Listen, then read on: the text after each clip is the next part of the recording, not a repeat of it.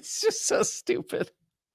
Oh, I'll never get this time in my life back. So I've been doing a lot of these destroy segments where I obliterate various awful human beings, and it's painful. Watching these things is it's so pain. I feel like I'm in one of those YouTube shows where, it's like, today I'll be eating the hottest hot sauce that has ever been calibrated, and it makes you shit out your ears, and I'm going to do it while I read Shakespeare for you. That's what this feels like sometimes. But I do it for you out of love. Thank you.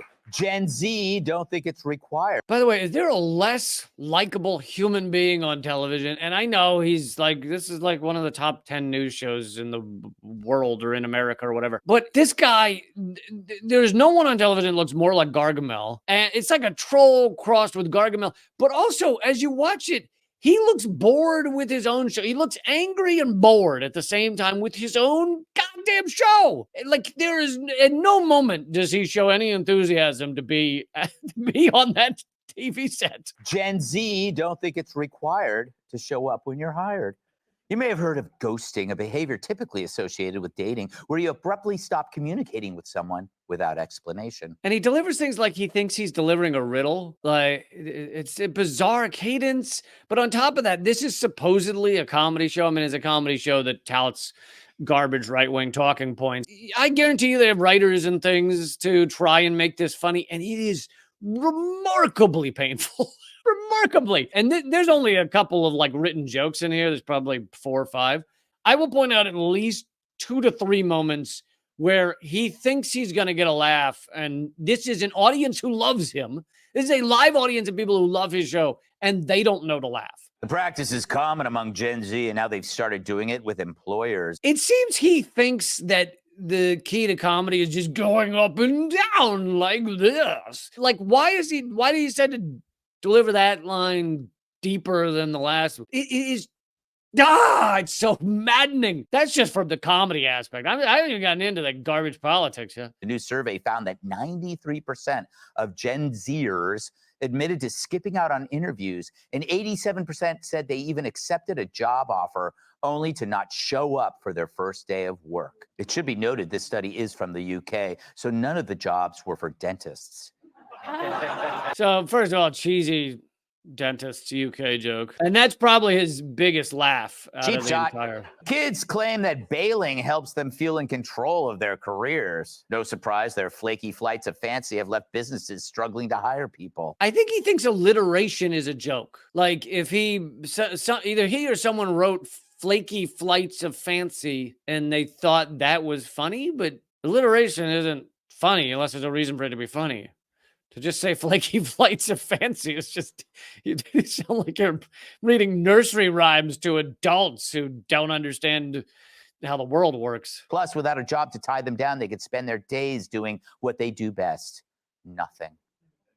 That was an example where he thought it's supposed to be a punchline. And again, I can't stress this enough. This is an audience of his fans, and they don't know it's a punchline. He has no idea what comedy is, really. But then on top of that, of course, there's the other aspect of this, which makes it unfunny to a lot of people, is that it is punching down, right? A lot of people don't take jobs for a variety of reasons. Some of them may be life circumstances. It also could be the fact that wage slavery is fucking stupid. It's a stupid way to organize society into law. Why don't you just go slave away at these jobs you hate your entire life? So he has no understanding of that. But a lot of his show is based on punching down. It's based on going after the homeless or the poor, or in this case, young people who don't have a job, people who have less than him, a multi-millionaire white male on a TV show. And when you're going to punch down, it's often tougher to get laughs. He has such a bad comedy show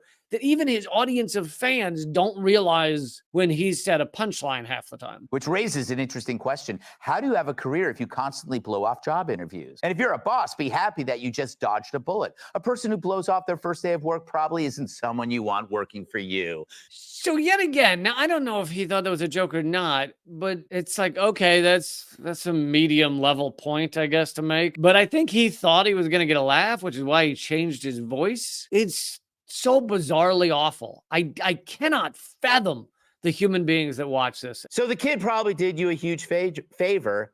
And it's the kid's loss when you think about it. I mean, he ends up missing the first day of orientation. It's when my staff learns about their benefits. So that gets a little laugh, but I don't know if it was meant to be a joke yet. He gets to the joke in a second, clear joke in a second, but is the joke that he would never give his staff benefits? Fun. My staff learns about their benefits when I model robes. So he then adds when I model robes, and that's supposed to be the punchline. It doesn't really make any sense. Except that it's an image of him looking ripped, and he's clearly not ripped. You know what's funny is this data says that you can prevent ghosting with a higher salary. I could see that. I know. Right? It's kind of like I'll take the job. pay them more. That kind of works across the board. Exactly.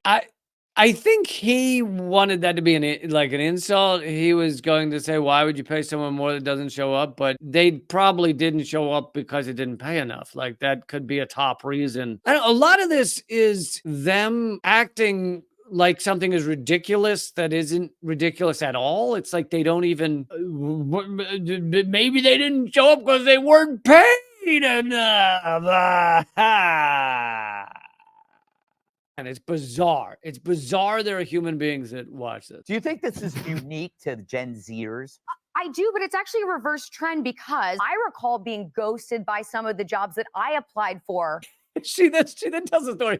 I'm not going to play it. Where she went on an audition or whatever job interview to be a reporter, and they didn't call her back. For most people, they have 100 job interviews. Like, why is that even a story you're telling? I went on a job interview once and I didn't get the job. Oh my God. How could I not get the job? Like, that seems to be the story, I guess. When I look at the path that Gen Z is headed down now, I think about like the ease of it all. They go, So they try and generalize all of this, but there's so much they're leaving out. You know, why these people would apply to a job and then not take it. Maybe it didn't pay enough. Maybe they realized it was garbage. Maybe they realized that this whole wage slavery system is complete trash and it's a terrible way to set up a society. There could be a million reasons. Oh, people could suffer or be troubled in one way or another, and it could make it difficult to do these things.